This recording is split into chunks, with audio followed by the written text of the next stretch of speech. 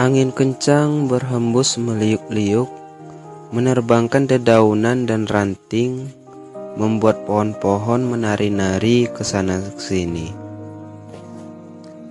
Daun jendela terbentur berulang-ulang, membuat sesosok pria bangun dari tidurnya. Ia adalah Pak Brian. Ia melihat keluar jendela dengan murung. Oh, sepertinya akan susah baginya untuk bekerja malam ini. Angin malam disertai petir membuatnya agak berpikir dua kali untuk keluar.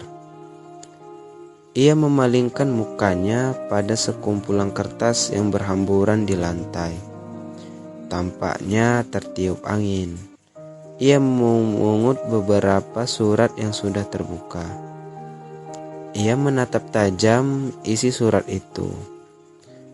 Mata putih di sisi kirinya seperti masih bisa digunakan untuk membaca.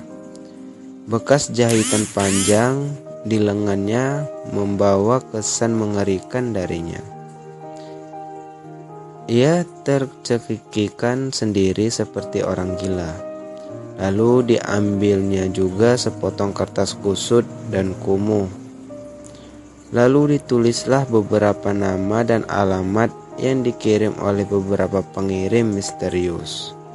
Terlihat ia melingkari nama seorang wanita bernama Kelly dari beberapa nama. Segera tanpa basa-basi lagi ia mengambil jasnya dan beberapa alat perkakas tajam seperti kapak. Tak ada yang tahu apa yang akan ia lakukan. Tapi setiap kali ia pulang pasti hanya beberapa ranting saja yang ia bawa pulang untuk perapian. Tapi tak pasti apa yang ia lakukan dan tak bisa tebak oleh para tetangganya. Angin kemudian perlahan berhembus mulai memudar. Kabut pun mulai berdatangan. Sesosok misterius menembus kabut malam.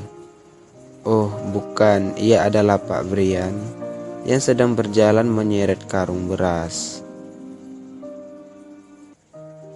Lalu dinaikkan ke gerobak.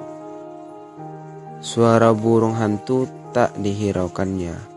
Katak dan jangkrik pun terdiam saat ia sampai di sebuah tebing di tepi danau yang terkesan melegenda oleh jiwa-jiwa ataupun makhluk misterius yang ada di dalamnya. Pak Brian membuang karung itu di sana. Mungkin hanyalah sampah atau apalah itu. Kabut pun hanya menutupi danau itu. Pak Brian pun segera bergegas pergi. Di sisi lain, danau pun terlihat sangat tenang walau angin berhembus sekali. Tak ada arus yang datang, suara hewan malam pun tak terdengar lagi. Begitulah keadaannya setiap kali Pak Brian datang ke danau itu. Di sisi lain, terdengar banyak tangisan di tengah danau yang seketika ditutupi kabut yang menutupi benda yang dibuang Pak Brian itu. Lalu terdengar beberapa bisikan dari dalam kabut. Tidak, ini tidak boleh terjadi lagi. Lalu kita harus bagaimana? Kita terjebak di sini. Tidak, gadis yang baru datang itu belum terikat sepenuhnya di sini. Lalu apa yang harus kita lakukan?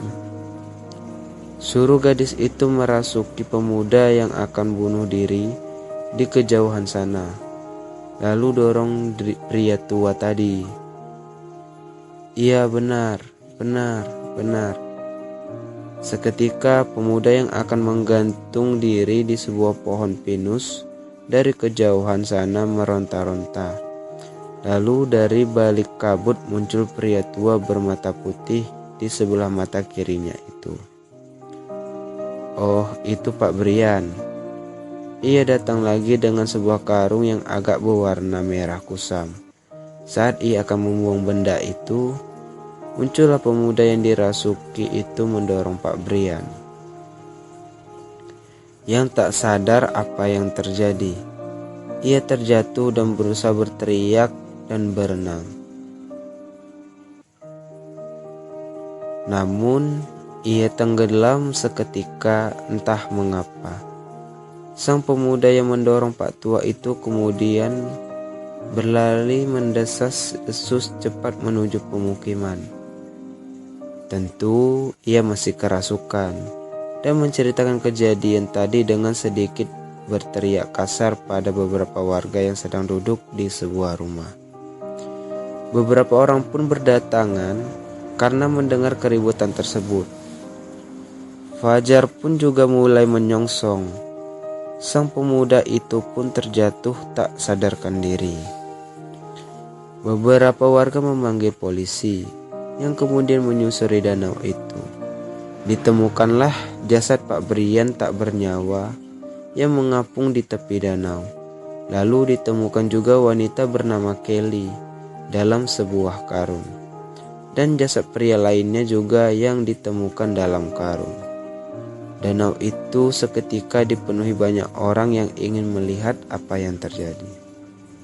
Beberapa warga juga menemukan banyak kerangka di pinggiran sungai.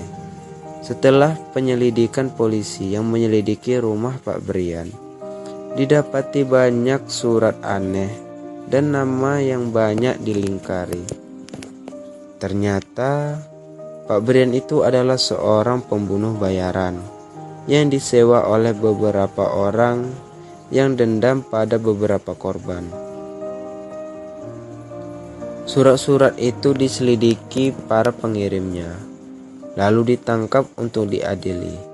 Mulailah dari situ, danau yang hanya legenda rumor hantunya kini menjelma dalam sebutan orang awam sebagai Danau Jiwa. Karena konon katanya para kerangka korban pembunuh Pak Brian yang belum ditemukan jiwanya masih terjebak di danau itu.